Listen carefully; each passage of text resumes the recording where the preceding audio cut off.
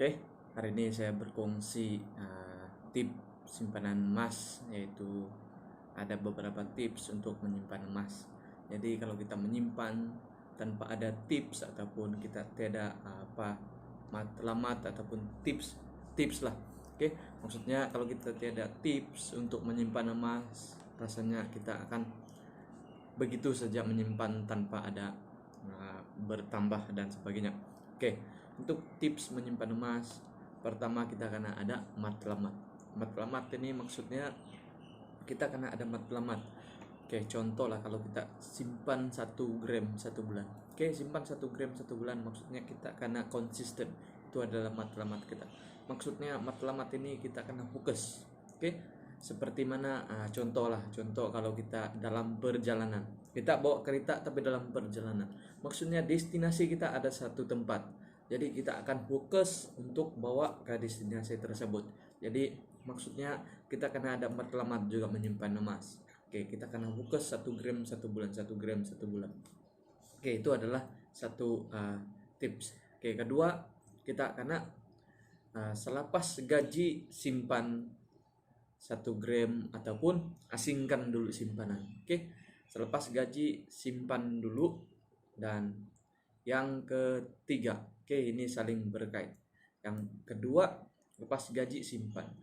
Yang ketiga, konsisten tanpa menunggu harga rendah. Maksudnya yang kedua itu dapat gaji terus simpan. Jadi yang ketiga, konsisten tanpa menunggu harga. Oke, ini saling berkait, maksudnya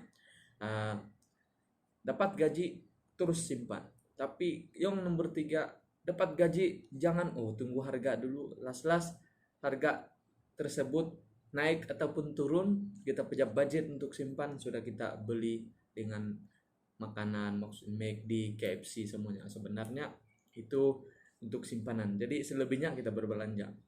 Jadi yang kedua dan ketiga itu saling berkait. Dapat gaji terus simpan, bukan dapat gaji tunggu harga. Oke. Dan ketiga, yang keempat kita ada tips untuk menyimpan dalam gap. Ada satu kemudahan. Oke, dalam gap satu kemudahan, yaitu kita boleh menambah sedikit demi sedikit dalam account gap. Sedikit demi sedikit dalam account gap maksudnya kalau kita simpan dalam account gap, tidak semestinya terus 10 gram, terus 15 gram, terus 20 gram, tidak. Sebab dalam gap dia adalah satu sistem ataupun kemudahan yang sangat baik. Dalam gap pertama kita boleh menambah 100 ringgit pun boleh tambah grab. Paling rendah lah 100 ringgit. Dan kalau selebihnya pun boleh. Tapi kalau lebih baik adalah 1 gram. Maksudnya 1 gram 1 bulan, 1 gram 1 bulan. Oke. Dan selepas simpan dalam 6 gram kita boleh keluarkan seperti emas physical. Oke. Setelah kita sentiasa menambah dalam account gap, kita boleh keluarkan. Contoh lah, ini adalah 5 gram. Ini emas. Oke. Ini ketulinan 999. Oke, sekiranya kita tambah gram dalam account gap, kita tambah, dan setelah sampai 6 gram kita boleh keluarkan emas physical. Emas physical ini kita harus kena pegang. Oke, pertama daripada mentor saya kongsikan, kita dapat saja emas, kita akan pegang dulu. Oke, pegang dan simpan dalam wallet. Simpan dalam wallet kita. Oke, kenapa kita harus simpan dalam wallet? Pertama, kita dapat motivasi daripada kita punya emas. Berbeza emas dengan duit. Kalau kita simpan duit banyak-banyak dalam wallet, otomatis kita akan berpikir untuk berbelanja.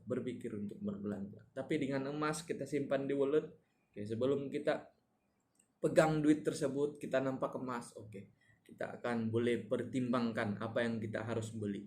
Jadi kalau kita tidak perlu beli itu, sebaiknya kita simpan dalam bentuk emas. Jadi itu adalah perbedaan dia kalau menyimpan emas. Pertama karena simpan matlamat. Kedua, dapat gaji terus simpan. Tapi dapat gaji jangan tunggu harga. Itu adalah ketiga ya. Dan keempat, kemudahan gap adalah lebih senang. Kita tambah gram dan cukup emas tersebut kita akan boleh withdraw, dapatkan emas physical. Jadi Jangan tunggu lama untuk menyimpan emas, simpan dulu, kemudian kita akan boleh rasakan. Oke, selama saya menyimpan, saya pastikan emas sesentiasa konsisten bertambah. Jadi syukur dengan platform ini sangat-sangat baik. Saya sarankan kepada yang Anda belum menyimpan emas. Oke, pertama kita simpan duit sebenarnya boleh, tapi simpan duit ujung bulan kita korek balik, ujung bulan kita korek balik. Jadi kalau dengan emas ya pasti kalau kita simpan kita tidak akan jual selagi matlamat kita belum sampai. Contoh matlamat lain yaitu ingin tukar emas tersebut, beli tanah, beli rumah dan sebagainya lah. Itu adalah matlamat kita untuk menyimpan emas. Jadi dengan cara ini adalah sangat baik. Selamat mencoba. Oke, untuk memulihkan konsisten menyimpan emas, kita akan belajar. Oke, sebenarnya menyimpan emas nih bukan, kalau kita menyimpan pun sebenarnya semua boleh, tapi kita kena ada ilmu lah. Ini adalah tulisan daripada mentor saya, Tuan Muhammad Zulkifli. Ini adalah 2 buku yang sangat baik untuk kita belajar kalau kita sudah menyimpan emas. Kalau kita dapat belajar buku ini, simpanan kita akan konsisten, simpanan kita akan sehat. Jadi sekian dan terima kasih.